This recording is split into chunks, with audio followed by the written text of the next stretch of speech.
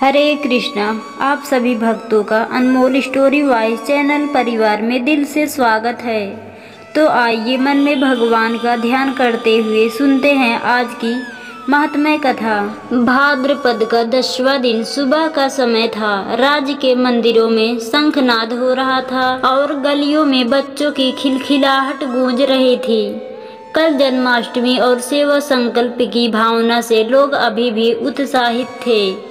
हर कोई अपने हिस्से का कोई न कोई काम कर रहा था। किसी ने खेत के मजदूरों के लिए भोजन रखा, किसी ने अनाथ बच्चों को कपड़े बांटे और किसी ने रास्ते में बैठे वृद्धा को सहारा दिया। लेकिन उस सुबह राज्य के द्वार पर कुछ अप्रत्याशित हुआ। पड़ोसी राज्य के एक दूत ने आकर राजा वीरेंद्र विक्रम से कहा, महाराज, हमारे राज्य में अकाल पड़ा है, फसलें सूख गई हैं, कुएं खाली हैं और लोग भूख से व्याकुल हैं। हमने सुना है कि आपके राज्य में सेवा और सहयोग की परंपरा शुरू हुई है। क्या आप हमारे दुखी लोगों की सहायता करेंगे?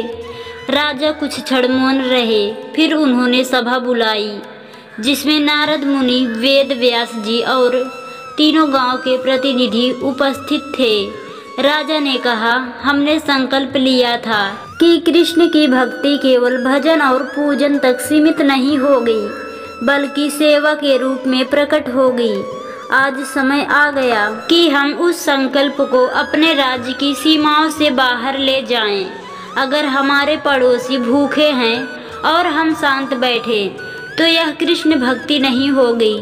सभा में एक बुजुर्ग किसान खड़ा हुआ और बोला, महाराज, हमारे पास भी बहुत अधिक नहीं है, लेकिन जो थोड़ा है उसमें से भी आधा देकर यदि हम भूखों को अन्न पहुंचा दें तो यही सच्ची भगवान की सेवा होगी। उसके शब्द सुनकर पूरा सभागृह तालियों और जय श्री कृष्णा के जयकारों से गूंज उठा।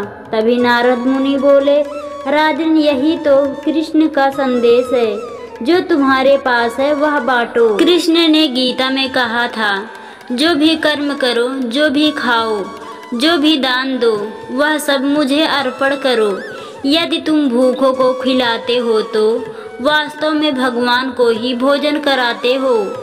वेद व्यास जी ने भी कहा, राजन, यह कार्य केवल दया नहीं है, यह धर्म है। यदि राज्य की सीमाएं हमें बांटती है तो भक्ति हमें जोड़ती है। कृष्ण ने कभी गोकुल, मथुरा और द्वारका को अलग नहीं माना। उनके लिए पूरा जगत ही परिवार था। यदि तुम आज पड़ोसी राज्य की सेवा करते हो तो यह कृष्ण के विराट रूप को स्वीकार करना है। राजा ने तत्काल आदेश दिया कि राज्य की सबसे अच्छी फसल, अन्न और जल पड़ोसी राज्य भेजा जाए। लेकिन यह केवल राजकीय आदेश नहीं रहा, यह जन आंदोलन बन गया।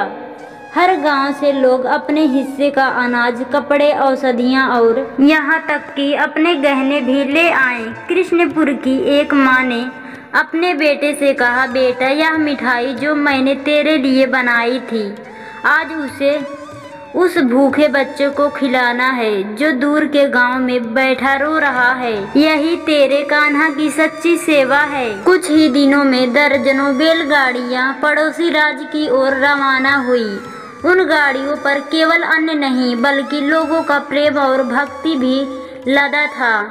जब वे गाड़ियां उस भूखे राज्य में पहुंची तो वहां के भूखे लोग आनंद से झूम उठे।